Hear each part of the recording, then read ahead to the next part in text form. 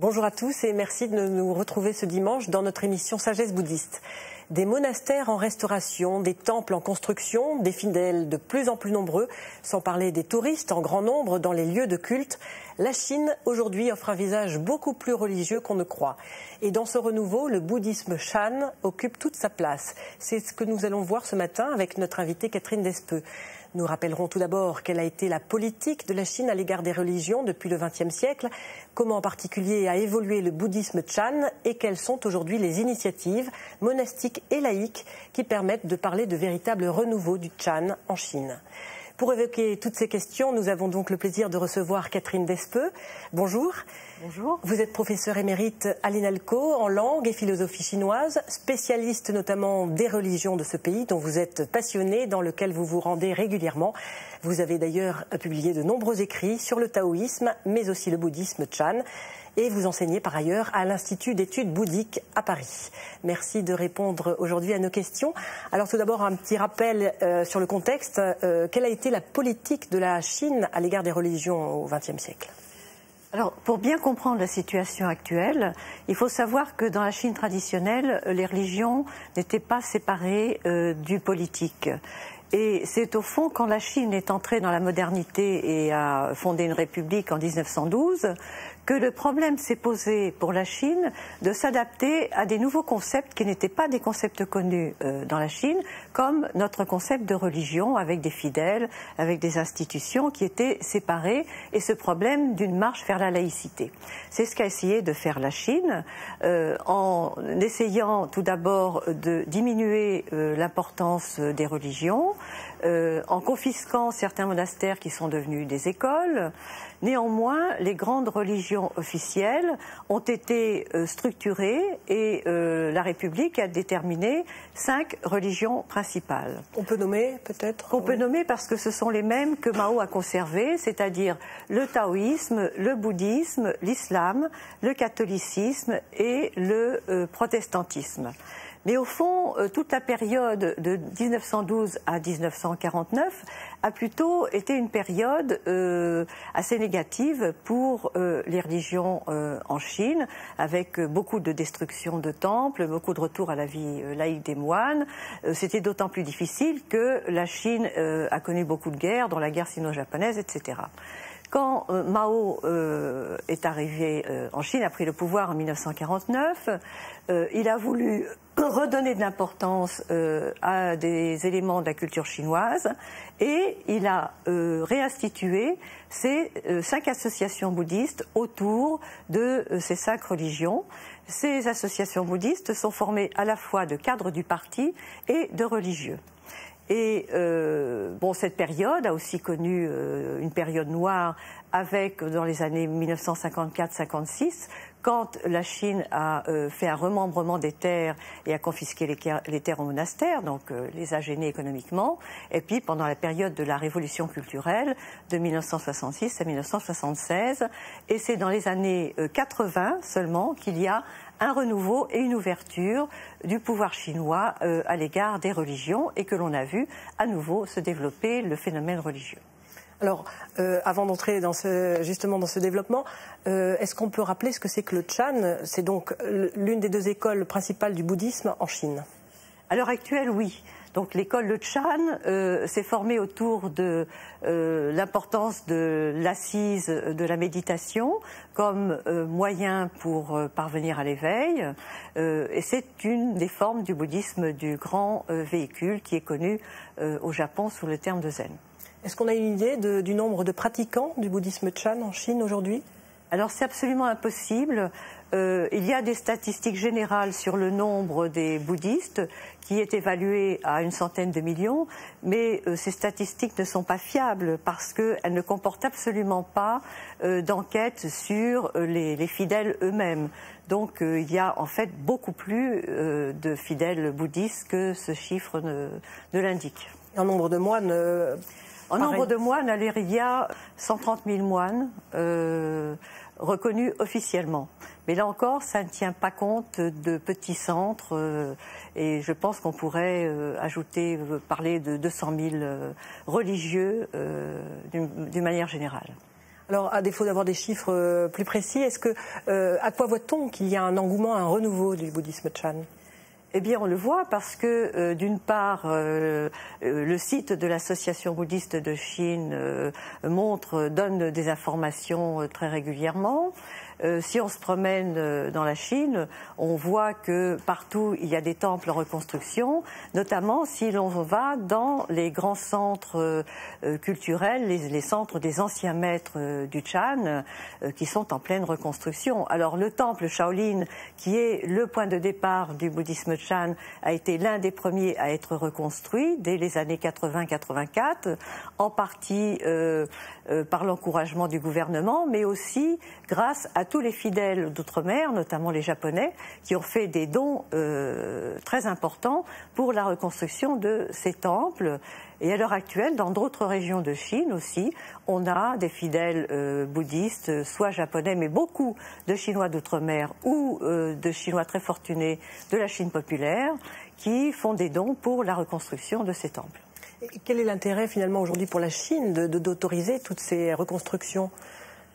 Alors, l'intérêt est multiple. Le premier intérêt, c'est que, de toute façon, il y a un besoin du peuple d'exprimer une ferveur religieuse. Elle a été pendant un certain moment étouffée, mais là, elle peut à nouveau donner plus ou moins libre cours.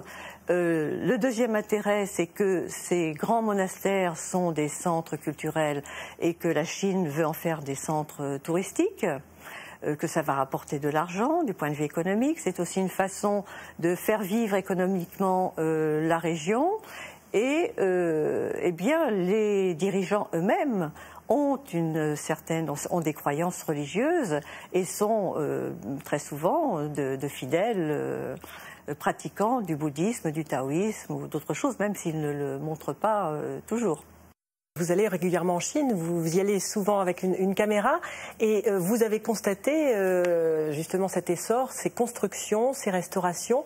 Est-ce que vous pouvez nous décrire un petit peu ce qui se passe notamment autour d'une nonagénaire qui construit et reconstruit des temples? Alors j'étais récemment, à l'automne dernier, dans la province du Jiangxi, qui est au sud du fleuve Bleu et qui est de la province où se trouvaient les plus grands maîtres jadis. Et là, j'ai pu rencontrer une nonne Chan, qui a 94 ans, et dont la vie est vraiment très intéressante parce que elle a traversé toutes les vicissitudes politiques de l'histoire chinoise et elle a réussi, malgré toutes les difficultés de sa vie, à reconstruire le temple où elle s'est fait nonne dans les années 40, donc en pleine guerre, qui était un temple situé tout près de son village sur une colline, en haut d'une colline. Puis après, elle a fui, elle est allée dans le sud de la Chine, vers Canton. Et c'est dans les années 84 qu'elle a été rappelée par les autorités locales pour faire revivre le monastère. Et elle a trouvé que le monastère d'en haut était trop petit et elle a fait appel à de riches fidèles, notamment un donateur de Hong Kong qui a une usine de jeans. Et grâce à cela, elle a pu construire un monastère gigantesque au pied de la colline. Que l'on voit sur les images. Que l'on peut voir. Et dans ce monastère, elle a construit aussi un institut d'études bouddhiques pour nonnes. Et elle est en train de construire un centre de repos pour les personnes âgées. Et c'est une femme qui a connu, qui a été la disciple d'un disciple du plus grand maître Chan du XXe siècle. Et donc, elle a mené de front une pratique du Chan et un développement d'un charisme extraordinaire et de bienfaits pour la société, pour le village et toute la région alentour, qui est assez remarquable. Alors on va prendre un autre exemple, peut-être sur les racines même de la naissance du Chan Soto. Oui, alors à 50 km de là se trouve le monastère de Dongshan Liangjie, qui est l'un des deux fondateurs de l'école d'une des branches du bouddhisme Chan, la branche Caodong, qui se prononce en japonais Soto. Et grâce à un disciple d'un laïc, un maître Chan laïc qui s'appelle Nan Huaijing, qui a beaucoup fait pour la reconstruction et le renouveau du bouddhisme Chan en Chine. Donc un de ses disciples, qui est un ancien moine du Shaolin d'ailleurs, a pris en charge, avec l'aide là aussi de fidèles donateurs, la reconstruction de ce temple de Dongshan.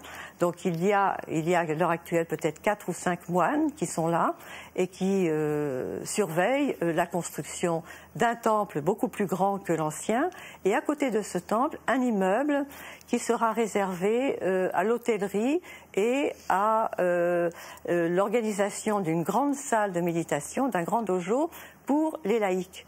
Parce que c'est un phénomène de plus en plus important en Chine.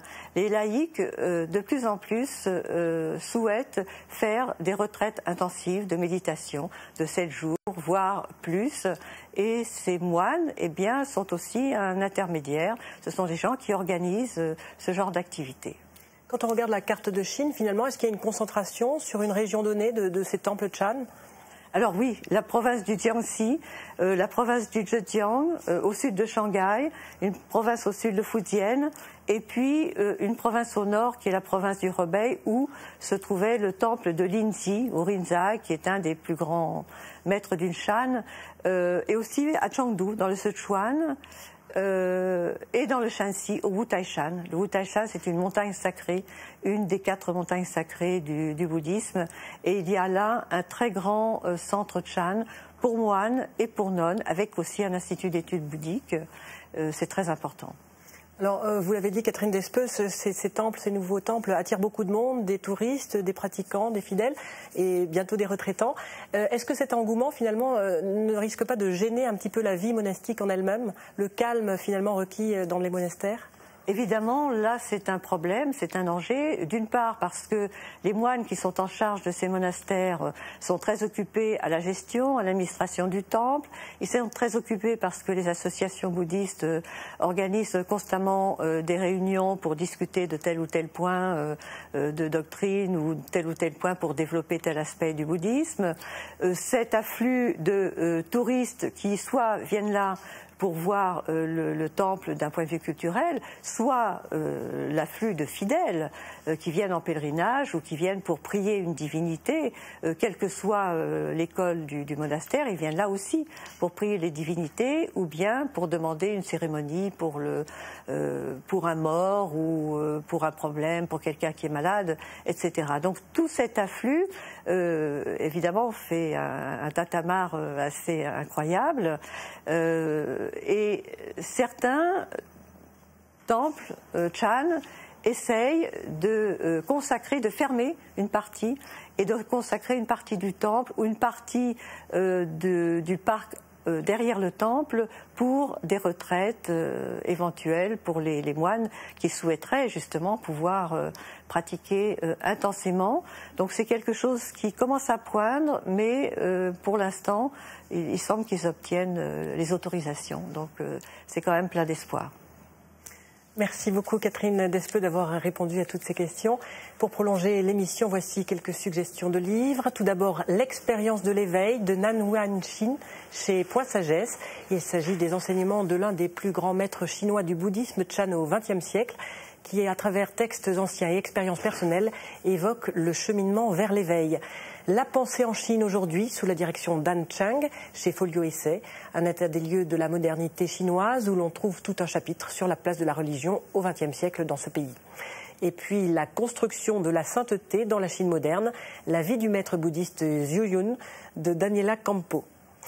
C'est la fin de notre émission, merci de l'avoir suivie. Vous pouvez la revoir toute la semaine sur le site internet de France 2 en consultant plus.fr. Très bon dimanche et à bientôt, merci.